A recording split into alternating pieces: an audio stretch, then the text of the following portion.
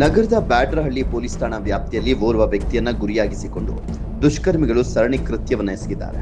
1 ತಿಂಗಳ ಹಿಂದೆ ದೂರುದಾರರ ಬೈಕ್ ಕಳ್ಳತನ ಮಾಡಿದ್ದಲ್ಲದೆ ಇದೀಗ ಅವರು ಬಳಸ್ತಾ ಇದ್ದಂತ ಮತ್ತೊಂದು ಬೈಕಿಗೆ ಬೆಂಕಿ ಹಚ್ಚುವ ಮೂಲಕ ಪೊಲೀಸರ ಭಯವಿಲ್ಲದೆ ಸರಣಿ ದುಷ್ಕೃತ್ಯವನ್ನು ಎಸಗಿದ್ದಾರೆ.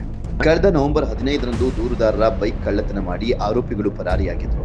ಈ ಬಗ್ಗೆ ದೂರುದಾರರು ಪೊಲೀಸರಿಗೆ ದೂರು ನೀಡಿ ಎಫ್ಐಆರ್ ದಾಖಲು ಮಾಡಿದ್ರು. ಬೈಕ್ ಕಳೆದುಕೊಂಡ ನಂತರ ದೂರುದಾರರು ಇನ್ನೊಂದು ಸ್ಪ್ಲೆಂಡರ್ ಬೈಕ್ ಬಳಸ್ತಾ ಇದ್ರು. ಆದರೆ ಡಿಸೆಂಬರ್ 4ರಂದು ಆ ಬೈಕಿಗೂ ದುಷ್ಕರ್ಮಿಗಳು ಬೆಂಕಿ ಹಚ್ಚಿ ಪರಾರಿಯಾಗಿದ್ದಾರೆ. ದೂರುದಾರರ ಮನೆಯ ಮುಂದೆ ನಿಲ್ಲಿಸಿದಂತ ಬೈಕಿಗೆ ಬೆಂಕಿ ಹಚ್ಚಲಾಗಿತ್ತು. ಈ ಘಟನೆ ಪೊಲೀಸರ ಕೆಂಗಣ್ಣಿಗೆ ಗುರಿಯಾಗಿದೆ.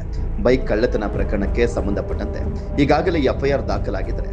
ಬೈಕಿಗೆ ಬೆಂಕಿ ಹಚ್ಚಿದ ಪ್ರಕರಣಕ್ಕೆ ಸಂಬಂಧಪಟ್ಟಂತೆ ಎನ್ಸಿಆರ್ ದಾಖಲು ಮಾಡಲಾಗಿದೆ. 2 ಕೃತ್ಯಗಳನ್ನ ಎಸಗಿದವರು ಒಂದೇ ಆರೋಪಿಗಳೇ ಎಂಬುದರ ಬಗ್ಗೆ ಬ್ಯಾಡ್ರಹಳ್ಳಿ ಪೊಲೀಸರು ತೀವ್ರ ತನಿಖೆಯನ್ನು ಮಾಡುತ್ತಿದ್ದಾರೆ. ಪ್ರತ್ಯೇಕವಾಗಿ ಎಫ್ಐಆರ್ ಮತ್ತು ಎನ್ಸಿಆರ್ ದಾಖಲಿಸಿಕೊಂಡು ಪೊಲೀಸರು ಮುಂದಿನ ಕ್ರಮ ಕೈಗೊಂಡಿದ್ದಾರೆ.